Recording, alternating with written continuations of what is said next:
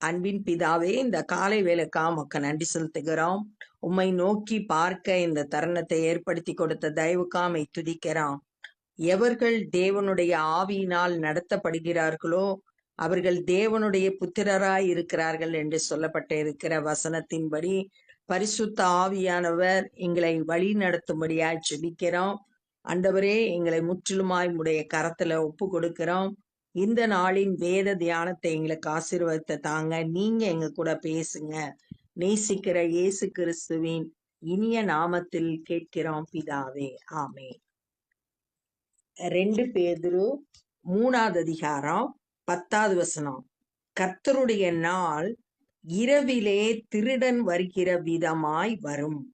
அப்பொழுது வானங்கள் மடமடவென்று அகன்று போம், பூதலங்கள் வெந்து உருகிப்போம், பூமியும் அதிலுள்ள கிரியைகளும் எரிந்து அழிந்து போம். கர்த்தருடைய நாள், ஆண்டவருடைய இரண்டாவது வருகை, இயேசு கிறிஸ்துவோட இரண்டாவது வருகை திருடன் வருகிற விதமாய் வரும் சொல்லியிருக்கு. மத்தேயு 24வது அதிகாரம் 43-44 திருடன் இன்ன ஜாமத்தில வருகிறான் என்று வீட்டு எஜமான் அறிந்திருந்தால் அவன் விழித்திருந்து தன் வீட்டை கண்ணமிட ஒட்டாதிருப்பான் என்று அறிவீர்கள். நீங்கள் நினையாத நாளிகையில் மனுஷகுமாரன் வருவான், அதனால் நீங்களும் ஆயத்தமாய் இருங்கள் அப்படின்னு சொல்லிட்டு சொல்லப்பட்டிருக்கு. திருடன் வர்றது யாருக்குமே தெரியாது. அது போலதான் இயேசு கிறிஸ்துவோட வருகை நாளும் இருக்கும்.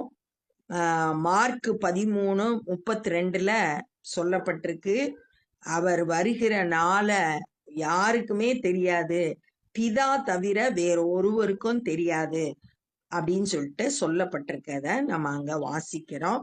திருடன் வருகிற விதமாய் வர்றாரு. அப்ப வரும்போது வானம் என்ன செஞ்சிரும்? அகன்று போயிரும். பூமி வெந்து, பூமியும் அதில் உள்ள கிரியைகளும் எரிந்து அழிந்து போயிரும். வானம் பூமியெல்லாம் அழிந்து போயிரும். இப்படி இவைகள் எல்லாம் அழிந்து போகிறதாய் இருக்கிறபடியால் நீங்கள் எப்படிப்பட்ட பரிசுத்த நடக்கையும் தேவ பக்தியும் உள்ளவர்களாய் இருக்க வேண்டும். இந்த வானம் பூமி இதெல்லாம் அழிந்து போகக்கூடியது. அதனால நம்ம பரிசுத்த நடக்கை உள்ளவர்களா, தேவ பக்தி உள்ளவர்களா இருக்கணும்.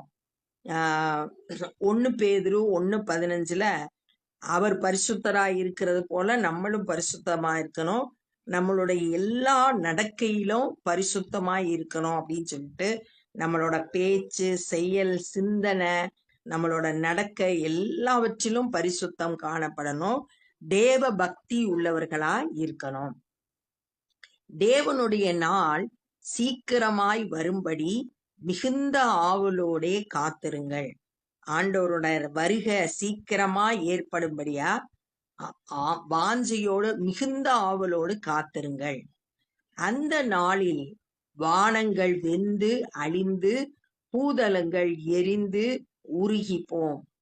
அது திரும்பவுமா சொல்லப்பட்டிருக்கு, வானம் பூமி எல்லாம் அழிந்து போயிரும் அப்படின்னு. அவருடைய வாக்குத்தத்தத்தின்படி நீதி வாசமாய் இருக்கும். புதிய வானங்களும் புதிய பூமியும் உண்டாகும் என்று காத்திருக்கிறோம். அவர் வாக்கு பண்ணியிருக்கிறாரு. என்ன வாக்கு பண்ணியிருக்கிறார்னா, நீதி வாசமாயிருக்கும் புதிய வானங்களும் புதிய பூமியும் உண்டாக்கும்.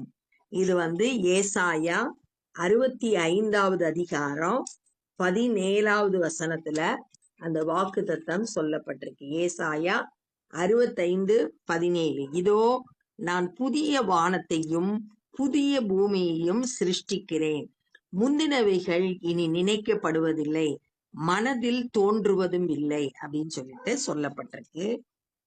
ஏசாயா 66:22 புதிய வானம் புதிய பூமியை பத்தி சொல்லப்பட்டிருக்கு. வெளிப்படுத்தல் 21வது அதிகாரம் 1வது வசனத்துல நான் புதிய வானத்தையும் புதிய பூமியையும் கண்டேன், முந்தின வானமும் முந்தின பூமியும் ஒளிந்து போயின, சமுத்திரமும் இல்லாமல் போயிற்றே அப்படின்னு சொல்லிட்டு வெளிப்படுத்தல்லையும் சொல்லப்பட்டிருக்கு. அப்ப புதிய வானம் புதிய பூமி உண்டாகும். ஆகையால் பிரியமானவர்களே, இவைகள் வர காத்திருக்கிற நீங்கள், இந்த புதிய வானம் புதிய பூமியெல்லாம் வர்றதுக்கு நம்ம காத்திருக்கிறோம். ஆண்டவருடைய 2ஆம் வருகைக்கு நம்ம காத்திருக்கிறோம். அப்படிப்பட்ட நம்ம கரையற்றவர்களும் பிழை இல்லாதவர்களுமாய் சமாதானத்தோடு அவர் சந்நிதியில் காணப்படும்படி ஜாக்கிரதையாயிருங்கள். நம்ம கிட்ட கரைகள் இருக்கக்கூடாது, கரைகள் இருக்கக்கூடாது, பிழை இல்லாதவர்களா இருக்கணும். அவர் சந்நிதிக்கு வரும்போது சமாதானம் உடையவர்களா காணப்படும்படி ரொம்ப ஜாக்கிரதையா இருக்கணும். விழிப்புள்ளவர்களா, எப்பொழுதும் ஆயத்தம் உள்ளவர்களா காணப்படணும். பிலிப்பியர் 1வது அதிகாரம் 11வது வசனத்துல நீங்கள் கிறிஸ்துவின் நாளுக்கென்று துப்புரவானவர்களும் இடரலற்றவர்களாகவும் இருக்கவும் வேண்டுதல் செய்கிறேன் அப்படின்னு சொல்லிட்டு பவுல் பிலிப்பு பட்டணத்துல இருக்கிற விசுவாசிகளுக்காக வேண்டுதல் செய்கிறத நம்ம இங்க வாசிக்கிறோம். அப்ப அவருடைய வருகை நாள்ல நம்ம கரையற்றவர்களாக, பிழை இல்லாதவர்களாக, அவருடைய பிரசன்னத்துல சமாதானத்தோடு காணப்படும்படி ஜாக்கிரதையா இருங்கள். மேலும் நம்முடைய கர்த்தரின் நீடிய பொறுமையை இரட்சிப்பென்று எண்ணுங்கள். கர்த்தர் நீடிய பொறுமையுடையவராயிருக்கிறாரு. எதற்கு அப்படின்னு சொல்லிட்டு இதே அதிகாரத்துல 9வது வசனத்துல சொல்லியிருக்கு, ஒருவரும் கெட்டு போகாமல் எல்லாரும் மனம் திரும்ப வேண்டும் என்று விரும்பி நம்மேல் நீடிய பொறுமை உள்ளவராய் இருக்கிறார் அப்படின்னு சொல்லிட்டு சொல்லப்பட்டிருக்கு. அவருடைய நீடிய பொறுமை நமக்கு ரட்சிப்பை கொடுக்கிறது அப்படின்னு எண்ணுங்கள். நமக்கு பிரியமான சகோதரனாகிய பவுலும் தனக்கு அளிக்கப்பட்ட ஞானத்தினாலே இப்படியே உங்களுக்கு எழுதியிருக்கிறான். பவுலும் அவருக்கு கொடுக்கப்பட்ட ஞானத்தின்படி இந்த பொறுமையை குறித்து, பொறுமை கர்த்தரோட பொறுமை ரட்சிப்பை உண்டாக்கும் அப்படின்னு சொல்லிட்டு எழுதியிருக்கிறார். எல்லா நிருபங்களிலும் இவைகளை குறித்து பேசி இருக்கிறான். பவுல் எழுதின எல்லா கடிதத்திலையும் ஆண்டவருடைய வருகையை பற்றியும் அதற்கு நம்ம ஆயத்தப்படணும் அப்படின்றத குறித்தும் எழுதியிருக்கிறார். அவன் சொன்னவைகளில் சில காரியங்கள் அறிகிறதற்கு அரிதாயிருக்கிறது. பவுல் சொன்னவை சில காரியங்கள் நமக்கு அறிந்து கொள்றதுக்கு கஷ்டமா இருக்கு, புரிந்து கொள்ள முடியல. கல்லாதவர்களும் உறுதி இல்லாதவர்களும் மற்ற வேத வாக்கியங்களை புரட்டுகிறது போல தங்களுக்கு கேடு வரத்தக்கதாக இவைகளையும் புரட்டுகிறார்கள். கல்லாதவர்கள், கல்வி அறிவு இல்லாதவர்கள், உறுதி இல்லாதவர்கள், விசுவாசத்துல உறுதியா நிலைத்திராதவங்க வேத வாக்கியங்களை புரட்டுற மாதிரி இந்த ஆண்டவரோட வருகை பற்றிய காரியங்களையும் புரட்டுறாங்க. அது அவங்களுக்கு கேடு உண்டாக்கிறார்கள். ஆதலால் பிரியமானவர்களே, இவைகளை முன்னமே நீங்கள் அறிந்திருக்கிறபடியால் அக்கிரமக்காரருடைய வஞ்சகத்திலே நீங்கள் இழுப்புண்டு. அக்கிரமக்காரருடைய வஞ்சகம் அப்படின்னா கள்ள தீர்க்கதரிசிகள், கள்ள போதகர்கள் சொல்ற வஞ்சகமான காரியங்கள்ல நீங்க இழுப்புண்டு உங்கள் உறுதியிலிருந்து விலகி, நீங்க உறுதியா அறிந்திருக்கிற அந்த சத்தியத்திலிருந்து விலகி விழுந்து போகாதபடிக்கு எச்சரிக்கையா இருந்து, அந்த வஞ்சிக்கிற உபதேசத்துல விழுந்து விடாதபடிக்கு எச்சரிக்கையா இருக்கணும். இருந்து நம்முடைய கர்த்தரும் இரட்சகருமாகிய இயேசு கிறிஸ்துவின் கிருபையிலும் அவரை அறிகிற அறிவிலும் வளருங்கள். நம்ம 2 இதுல வளரணும்னு சொல்லியிருக்கு. 1, இயேசு கிறிஸ்துவோட கிருபையில வளரணும், அவரை அறிகிற அறிவிலும் வளருங்கள். அவருடைய கிருபையில வளரணும். கிருபை எப்ப பெருகும்னா 2 கொரிந்தியர் 4:15 சொல்லியிருக்கு, அநேகருடைய ஸ்தோத்திரத்தினால கிருபை பெருகும் அப்படின்னு சொல்லியிருக்கு. ஆண்டவரை நம்ம ஸ்தோத்தரிக்கும் போது, துதிக்கும் போது அவருடைய கிருபை நமக்குள்ள பெருகுகிறது அப்படின்னு சொல்லிட்டு பார்க்கிறோம். அவரை அறிகிற அறிவில வளருங்கள். இயேசு கிறிஸ்துவை அறிகிற அறிவில நம்ம ஒவ்வொரு நாளும் வளரணும். நேற்று அறிந்ததை விட இன்று ஒரு படி மேல இயேசு கிறிஸ்துவை பற்றி அறிந்து கொள்ளணும். இப்ப அவரை அறிந்து கொள்றதுனால என்னெல்லாம் ஏற்படுதுன்னு 1வது அதிகாரத்துல நம்ம வாசிச்சோம். இந்த உயிர் வாழ்ற வாழ்க்கைக்கு தேவையான தேவ பக்திக்கு வேண்டிய வல்லமைய அதுல இருந்து பெற்றுக்கொள்றோம். உலகத்தில் உண்டாகிற கேட்டுக்கு நம்ம தப்புவிக்கிறோம். அவருடைய சுவாபத்துல பங்குள்ளவர்களா ஆகிறோம். இதெல்லாம் கிருபையும் சமாதானமும் இயேசு கிறிஸ்துவை அறிகிற அறிவினால நமக்கு பெருகுது அப்படின்னு சொல்லிட்டு 1 அதிகாரத்துல வாசிச்சோம். அதன்படி நம்ம இயேசு கிறிஸ்துவை அறிகிற அறிவில வளருகிறவர்களாய் இருக்கணும். அவருக்கு இப்பொழுதும் என்றென்றைக்கும் மகிமை உண்டாவதாக.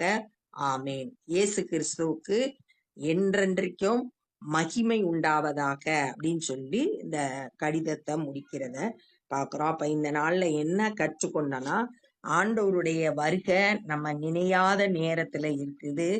வானமும் பூமியும் அழிந்து போயிரும். இப்ப இருக்கிற வானமும் பூமியும். அதனால நம்ம பரிசுத்த நடக்கை உள்ளவர்களா, தேவ பக்தி உள்ளவர்களா காணப்படணும். அவருடைய வருகை நாள்ல வானம் பூமியெல்லாம் அழிந்து போயிடும். அவர் வாக்கு பண்ணினபடி நீதி வாசம் பண்ணும் புதிய வானம் புதிய பூமி வர நம்ம காத்திருக்கிறோம் அப்படின்னு சொல்லியிருக்கு. ஏசாயா 11:9 அவருடைய பரிசுத்த பர்வதத்துல எங்கும் தீமை செய்வாரும் இல்லை, கேடு விளைவிப்பாரும் இல்லை அப்படின்னு சொல்லியிருக்கு. அங்க நீதி தான் வாசமா இருக்கும் அப்படின்னு சொல்லிட்டு சொல்லப்பட்டிருக்கு. ஆகையால் அவர் வர்றதுக்கு காத்திருக்கிற நம்ம கரையற்றவர்களா, பாவ கரை இல்லாம, பிழை இல்லாம அவருடைய பிரசன்னத்துல சமாதானத்தோடு இருக்கிறவங்களா காணப்படும்படி ஜாக்கிரதையா இருக்கணும். கர்த்தரோட நீடிய பொறுமைனால அது நமக்கு ரட்சிப்பா இருக்கிறது. இத குறிச்சு பவுலும் நிறைய எழுதியிருக்காரு. எல்லா நிருபத்திலையும் குறிப்பிட்டிருக்காரு. அவர் சொல்ற காரியம் சில நமக்கு புரியாம இருக்கலாம். கல்லாதவர்களும் உறுதி இல்லாதவர்களும் வேத வாக்கியத்தை புரட்டுற மாதிரி ஆண்டவருடைய வருகையை குறித்த காரியத்தையும் புரட்டுகிறாங்க. அது அவங்களுக்கு கேடு உண்டாக்கும். இதெல்லாம் நம்ம அறிந்து இந்த வஞ்சகமான காரியங்களுக்கு, கள்ள போதகங்கள், கள்ள தீர்க்கதரிசிகளுக்கு நம்ம விலகி விழுந்து விடாதபடிக்கு எச்சரிக்கையா இருக்கணும். ஆண்டவருடைய அன்பை விட்டு வழி விலகி சென்றக்கூடாது. ஆயத்தம் உள்ளவர்களா காணப்படணும். இயேசு கிறிஸ்துவோட கிருபையிலையும் அவரோட அறிகிற அறிவிலையும் வளருகிறவர்களா காணப்படணும். அவருக்கே என்றென்றும் மகிமை உண்டாவதாகன்னு சொல்லிட்டு முடிக்கிறத இந்த நாள்ல தியானிச்சோம். இப்ப நம்ம ஜெபம் பண்ண போறோம். அன்பின் பிதாவே, ஏசப்பா, உம்முடைய வருகை ரொம்ப சமீபமா இருக்கு. ஆண்டவரே, இப்பொழுதும் நாங்க தியானித்த இந்த வேத வாக்கியத்தின்படி நாங்க கரையற்றவர்களாய், பிழையற்றவர்களாய் உம்முடைய சன்னிதானத்துல சமாதானத்தோட வந்து நிற்கும்படியான ஸ்லாக்கியத்தை எங்க ஒவ்வொருவருக்கும் தாங்க. எங்களுடைய நடக்கையில நாங்க பரிசுத்தமா இருக்கணும். ஆண்டவரே, தேவ பக்தி உள்ளவர்களாய் இருந்து எல்லாவற்றிலும் ஆண்டவரே அப்பா உமக்கு சாட்சியாய் வாழ, உமக்கு பிரியமானதை செய்ய எங்க ஒவ்வொருவருக்கும் கிருபை தந்து வழி நடத்துங்க. வஞ்சிக்கிற உபதேசங்களுக்கு நாங்க தப்பித்து ஆண்டவரே கடைசி பரியந்தம் நிலைத்திருக்கிறவர்களாய் காணப்பட கிருபை செய்ய. ஏசப்பா, உங்களோட கிருபையிலையும் உம்மை அறிகிற அறிவிலும் நாளுக்கு நாள் வளரத்தக்கதாக கிருபை செய்ய. ஆண்டவரே, எங்க ஒவ்வொருவரையும் தொட்ட ஆசீர்வதிங்க. இந்த நாள்ல சுவிசேஷ பணியை செய்கிற ஒவ்வொருவரையும் உம்முடைய கரத்துல கொடுக்கிறோம். நீங்க அவர்களை பயன்படுத்துங்க. அநேகர் சத்தியத்தை அறிந்து ரட்சிக்கப்பட உதவி செய்யுங்க. ஆண்டவரே, நாங்களும் மற்றவர்களுக்கு உம்முடைய சுவிசேஷத்தை அறிவிக்க கிருபை தாரும். எல்லா துதி கன மகிமையும் உமக்கே செலுத்துகிறோம். நேசிக்கிற இயேசு கிறிஸ்துவின் இனிய நாமத்தில் கேட்கிறோம் பிதாவே, ஆமென். என் ஆத்துமாவே கர்த்தரை ஸ்தோத்திரி, என் முழு உள்ளமே பரிசுத்த நாமத்தை ஸ்தோத்திரி. என் ஆத்துமாவே கர்த்தரை ஸ்தோத்திரி, கர்த்தர் செய்த சகல உபகாரங்களை மறவாதே. ஆமென். God bless you.